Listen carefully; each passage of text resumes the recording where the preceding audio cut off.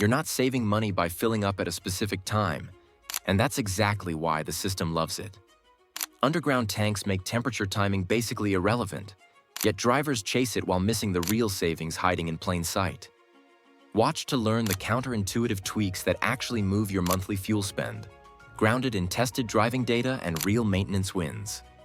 Before we move on, please take a moment to subscribe to the channel and like the video. Number 1 Pump Timing Trick. If timing your fill-ups were a real loophole, why do underground tanks stay at nearly the same temperature all day? A lot of drivers swear by the dawn run to the station, thinking cooler morning air means denser fuel and a little extra in the tank. It feels logical, and when you've seen a plastic jug heat up on a porch, it's easy to believe the pump works the same way. Here's where it breaks. Stations store fuel in massive tanks buried several feet below ground. Soil acts like a thermal blanket, so temperature changes happen slowly. Density barely shifts over a day, and the pump meter's volume, not coolness. So even if the air swings 20 degrees, the fuel down there barely budges. Compare a little 1-gallon jug left in the sun to a 10,000-gallon tank under packed soil. The jug warms in an hour. The buried tank moves a fraction over many hours. Add in frequent deliveries and internal circulation, and that fuel stays stable while the myth keeps running. Consumer-facing tests and engineering notes point to the same outcome. Time of day differences at the nozzle are negligible because burial depth and constant turnover dampen swings. You won't see a measurable gain at 6 a.m. versus 6 p.m., and chasing that window burns time you don't get back. So if timing doesn't matter, what does? The trap is chasing a myth while overlooking habits that hit miles per gallon every mile you drive. Mini payoff. Stop watching the clock. Use price apps to catch midweek dips, and group errands so you buy less often. That's where the dollars stack. The next trap isn't about when you buy, but what the pump labels nudge you to buy. Number 2, avoid premium pressure. The premium handle looks safer and stronger, so why do most engines gain nothing from it? It's the classic perceived value trap. You're told the price your stuff means better performance, cleaner internals, and a happier engine. That story sells at the pump, but it doesn't match how modern engines are built. Octane isn't a power booster, it's a knock resistor. Automakers design timing, compression, and turbo boost around a specific minimum octane. And when the engine doesn't need more knock resistance, the extra octane just raises your receipt. Manufacturer guidance is blunt. Use the octane your engine requires. Higher octane doesn't add energy content, so there's no built-in MPG bonus. It simply allows high compression or turbo engines to run aggressive timing without ping. If your car doesn't knock on regular, premium has nothing new to do. Take a typical sedan rated for 87. Swap in 91 or 93, and you'll see no measurable MPG gain. Yet you'll pay 40 to 80 cents more per gallon. Over a month, that turns into real money for exactly 0 extra range. Consumer reports and many OEM manuals line up on this. Premium helps only when specified or when you're actually experiencing knock. Otherwise, it's wasted cash. So what's the real upgrade if you want cleaner injectors and long-term efficiency? Skip the premium pressure and buy the recommended octane from a top-tier brand. Those detergents target deposits that raise fuel use and roughen idle without the premium surcharge. Overpaying at the nozzle isn't the only leak. Some losses happen after the pump clicks off. Number 3. Skip the top off. That last squeeze after the click doesn't fill your tank. It fills the station's vapor recovery system and risks your car's hardware. Topping off feels like you're rounding up to full and stretching time between stops. But the pump already shut off for a reason. Modern nozzles sense when fuel reaches a safe level in the filler neck.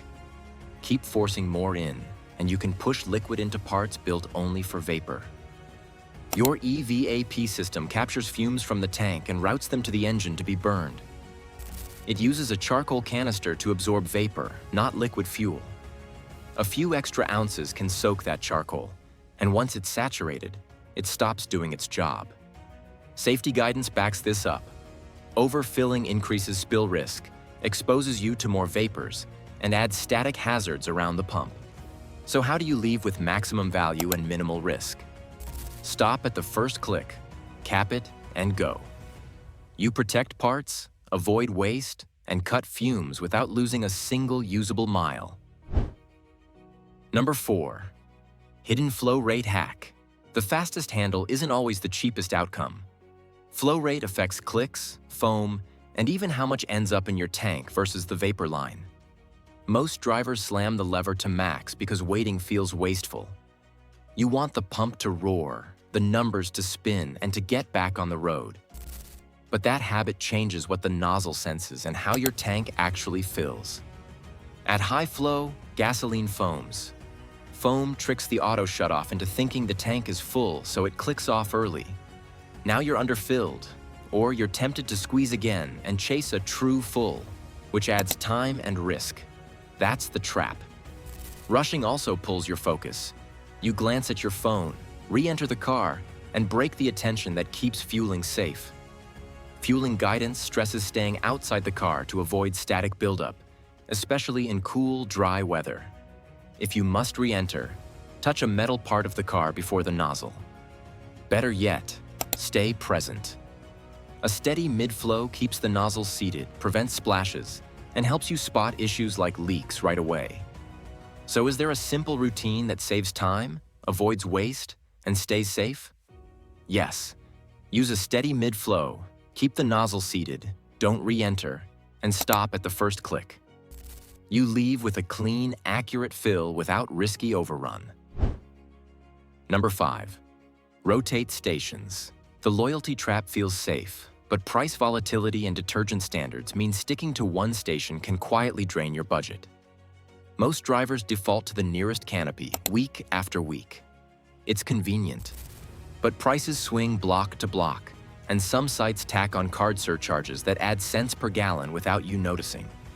On top of that, not every location keeps the same detergent standard across regions, so you might pay more without getting cleaner fuel. Run the math on a small gap. If you buy 60 gallons a month and your favorite spot sits 10 to 20 cents higher, that's $6 to $12 gone for no added benefit. Multiply that over a year and you funded an oil change just by being loyal. Meanwhile, another station a mile away may be cheaper, or a warehouse club might undercut the corner pump all week. Use tools that expose those spreads. Price apps highlight midweek dips and live local differences, so you can plan a fill when prices soften instead of reacting on the weekend. Cross-check with the top-tier list to keep detergent levels up while still paying less. If a station posts dual pricing, cash often beats the card by 10 to 15 cents per gallon, which stacks fast on larger fills. Number 6. Tire pressure equals wallet pressure. Underinflated tires are slow leaks from your bank account. Every soft pound steals fuel on every trip. Most drivers set tire pressures once and forget them. The problem grows as seasons shift. Air seeps out at about a pound per month, and when temperatures drop, pressure falls again, roughly 1 psi for every 10 degrees Fahrenheit. What felt fine in September can be well under spec by November, even if you never touched a valve stem. Low pressure makes each tire deform more as it rolls. That flex builds heat and friction, which the engine has to overcome with more fuel. The result is lower miles per gallon and faster wear. Even a small miss adds up. Run 5 to 10 psi low and you can lose multiple miles per gallon, turning a full tank into fewer miles and more stops. That same underinflation scrubs rubber off the shoulders, so you pay earlier for replacements on top of the extra gas. So what's the fastest habit change with the highest payoff? Check pressures monthly and before highway trips. Set them to the door jamb spec, not the sidewall max. Use a reliable gauge, digital or dial, and adjust when tires are cold. If the car pulls, the wheel is off-center, or tread shows uneven wear, schedule an alignment. Change 2 things this week. Run regular octane top tier and add a monthly tire check. Track your next 3 tanks and post your savings in the comments. What changed, how much you saved, and what surprised you?